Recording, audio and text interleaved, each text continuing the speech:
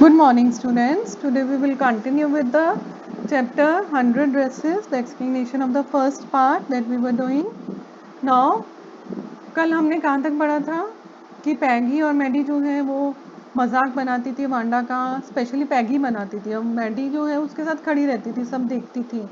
और मैडी भी उसी तरह से वांडा जैसे बैकग्राउंड से थी, तो वो भी गरीब परिवार से थी। तो मैडी जो है वो पैगी को कहना चाहती थी कि तुम ये सब नहीं करो, तुम वांडा का मजाक नहीं बनाओ। अब उसमें इतना करेज नहीं था कि वो बोल सके उसको, तो एक बार वो सोची थी कि मैं लिख के दे देती हूँ एक लेटर में।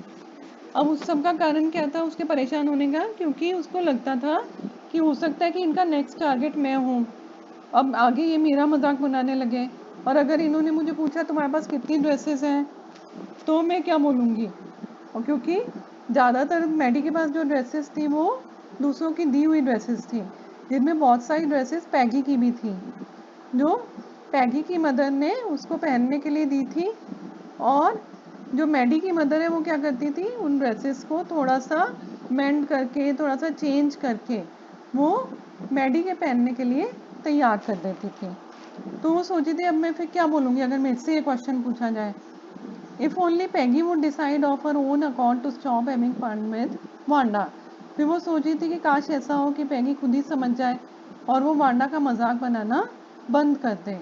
Oh well, Maddie ran her hand through her short blonde hair as though to push the uncomfortable thoughts away. तो ये सब बातें उसके दिमाग में आ रही थी और वो इन सब बातों से परेशान हो रही थी। What difference did it make? Slowly Maddie tore into bits the note she had started. उसे लिखना तो शुरू करा लेकिन फिर उसने फाड़ दिया। क्यों फाड़ दिया वो कागज? क्योंकि पैगी जो है वो बेस्ट फ्रेंड थी उसकी, और पैगी को सब पसंद करते थे क्योंकि पैगी में भी she was from a rich family. उसके पास बहुत सारी चीज़ें होंगी। तो जनरली होता है बच्चों में कि कोई बच्चे के पास बहुत सारी चीज़ें हैं तो उसको सब उसके आगे पीछे चलते हैं, उसको पसंद करते हैं। वही सब पैगी के साथ था। As for Wanda, she was just some girl who lived up in on Boggin Heights and stood alone in the schoolyard.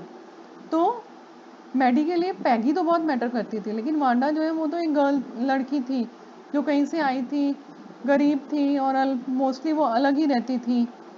She scarcely ever said anything to anybody. वो कभी भी किसी को कुछ नहीं कहती थी। और कब बात होती थी उससे ज़्यादातर जब वो 100 ड्रेसेस वाला मजाक किया जाता था उससे। Maddie remembered her telling about one of her dresses, pale blue with colored trimmings, and she remembered another that was brilliant jungle green with a red sash. अब मैडी जो है वो सब याद कर रही थी कि कैसे वांडा बताती थी कि मेरे पास एक ब्लू ड्रेस है, ग्रीन ड्रेस है, और कैसे वो अपनी ड्रेसेस को एक्सप्लेन करती थी। और वो सोचती थी कि वांडा के पास अगर इतने सारे सॉरी ड्रेसेस हैं और उसके कबर्ड के अंदर हैं तो वो पहन करके क्यों नहीं आती है। Maddie began to wonder who was going to win the drawing and coloring contest. For girls, this contest consisted of designing dresses and for boys of designing motorboats. तो अब उनके स्कूल में कॉन्टेस्ट हुआ था जिसमें उनको ड्राइंग्स बनानी थी।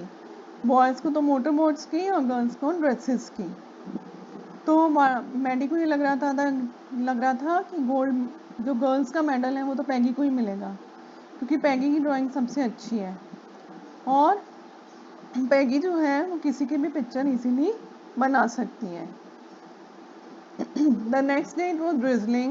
Maddie and Peggy hurried to the school under Peggy's umbrella. Naturally, on a day like this, they didn't wait for Vanda Petronsky on the corner of Oliver Street, the street that far, far away under the railroad tracks and up the hills led to Boggins Heights. तो generally तो वो Wanda का wait करती थी वहाँ पे खड़ी होकर, लेकिन उस दिन बारिश हो रही थी तो उन लोगों ने वांडा का वेट नहीं करा, वो सीधा क्लास में चली गई। और उस दिन उनका ड्राइंग का रिजल्ट भी अनाउंस होने वाला था, वो भी कारण था जिस वजह से वो क्लास में चली गई सीधा। Now do you think miss Mason will announce the winners today? तो आपस में बात कर रही थी, जैसे बच्चों का कोई रिजल्ट आने वाला होता है तो वो लोग आपस में बातें करते रहते हैं कि पता है कि आज रिजल्ट आएगा, तो आज तुम्हें लगता है कि है ना मैम आज रिजल्ट अनाउंस करेंगी कि नहीं करेंगी और किसको मिलेगा।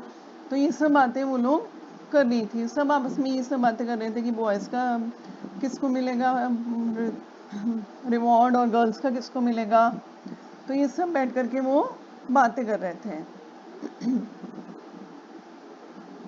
Now as soon as the class had assembled, Miss Mason announced the winners. Boys में कौन जीता था, जैक बेगल्स बॉयज़ में जीता था. और फिर गर्ल्स के लिए उन्होंने बोला although just 1 or 2 sketches were submitted by most, one girl in room 13 should be proud of her. This one actually drew 100 designs, all different and all beautiful. कि सभी गर्ल्स ने एक एक ही डिज़ाइन बना के दिया था, लेकिन एक गर्ल है जिसने 100 ड्रेसेस डिज़ाइन करके दी और सब अलग और सभी बहुत सुंदर. And I am very happy to say that Wanda Petronski is the winner of the medal.